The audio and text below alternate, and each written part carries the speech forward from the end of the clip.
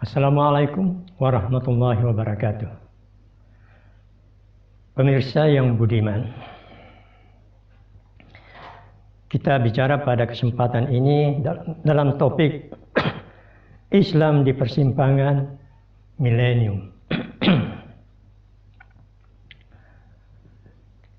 Ketika imam-imam fikih berpendapat dan berijtihad pada zaman mereka hidup, mereka tidak pernah membayangkan bahwa pendapat dan ijtihad mereka kelak menjadi mazhab fikih yang dianut pada zaman yang panjang sampai sekarang.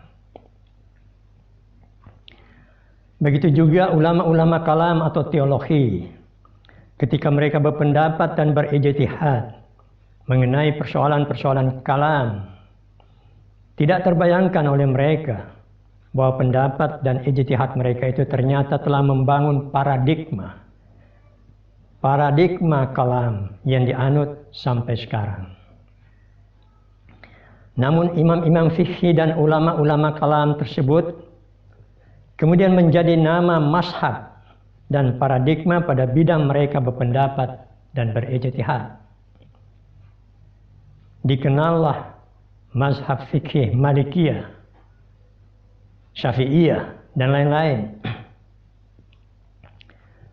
Dikenal pula paradigma aliran Asy'ariyah, Maturidiyah, dan lain-lain. Cuma anehnya, ternyata para imam dan ulama besar itu tidak punya mazhab. Apa mazhabnya Imam Syafi'i, apa mazhabnya Imam Malik, apa pula mazhabnya Imam Asy'ari, apa mazhabnya Imam Maturidi? Tentu sulit menjawabnya. Orang-orang yang datang kemudian pada zaman sesudahnya lah yang kemudian menggolongkan diri masing-masing sebagai bermazhab Maliki, bermazhab Syafi'i, dan sebagainya. Atau berteologi Asy'ariyah, atau yang lainnya.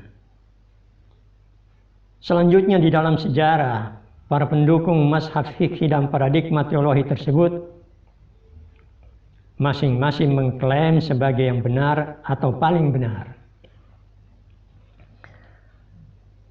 Pemirsa dan penonton yang budiman,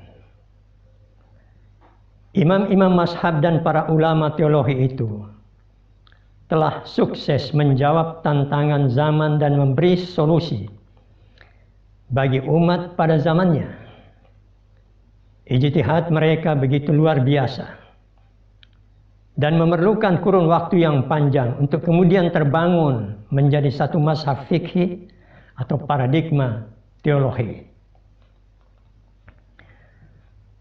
Pemikiran mereka begitu kokoh sehingga umat terperangkap dan jatuh ke dalam pandangan bahwa pemikiran fikih atau teologi para imam dan ulama tersebut tidak mungkin diubah.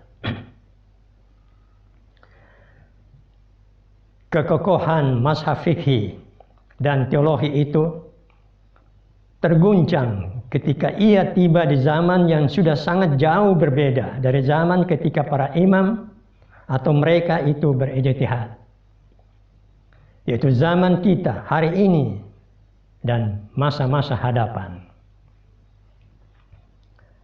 Pemirsa yang budiman, wacana fikih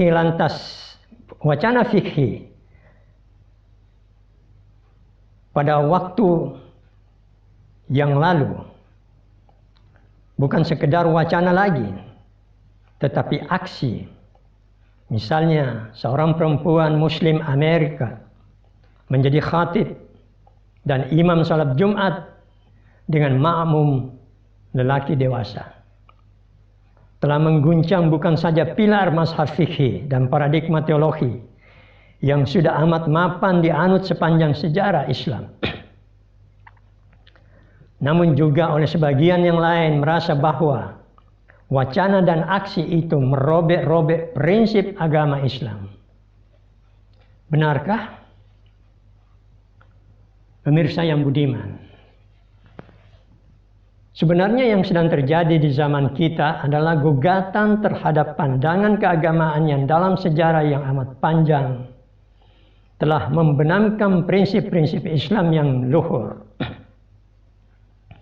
yaitu prinsip persamaan sesama manusia, misi suci agama-agama untuk saling bahu-membahu di dalam mengatasi krisis kemanusiaan.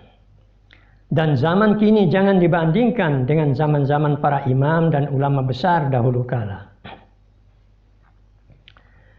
Pemirsa yang budiman, manusia dan pendirian keagamaan yang dianutnya hari ini sedang berdiri di persimpangan milenium. Di persimpangan milenium ini manusia beragama seharusnya merelakan perbedaan-perbedaan antar agama, disimpan sementara. Kemudian lebih memfokuskan perhatian kepada krisis kemanusiaan yang mengancam penghuni bumi, baik seperti yang sekarang kita alami maupun di masa hadapan. Terima kasih atas perhatiannya. Wassalamualaikum warahmatullahi wabarakatuh.